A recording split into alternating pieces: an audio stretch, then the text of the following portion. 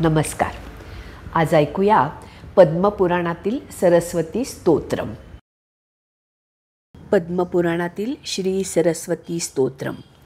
श्वेतपद्मासना देवी श्वेतपुष्पोपशोभिता श्वेतांबरधरा नित्या श्वेतगंधानुलेपना श्वेताक्षसूत्रहस्ता च श्वेतचन्दनचर्चिता श्वेतवीणाधरा शुभ्रा श्वेतालङ्कारभूषिता वन्दिता सिद्धगन्धर्वै अर्चिता सुरदानवैः पूजिता मुनिभिः सर्वै ऋषिभिः स्तूयते सदा.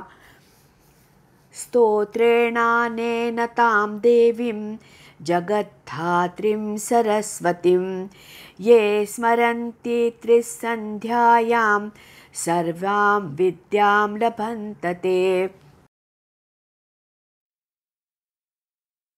आजचा हा व्हिडिओ आवडला तर लाईक, शेअर आणि सबस्क्राईब जरूर करा आणि बेल आयकॉन हे बटनही प्रेस करा, म्हणजे रोजच्या रोज जे नवीन व्हिडिओ येत आहेत त्याचं नोटिफिकेशन आपल्याकडे येतील. आपल्या कॉमेंट्स, आपल्या सूचना, आपल्या प्रतिक्रिया ह्यासुद्धा मला अवश्य कळवाव्यात.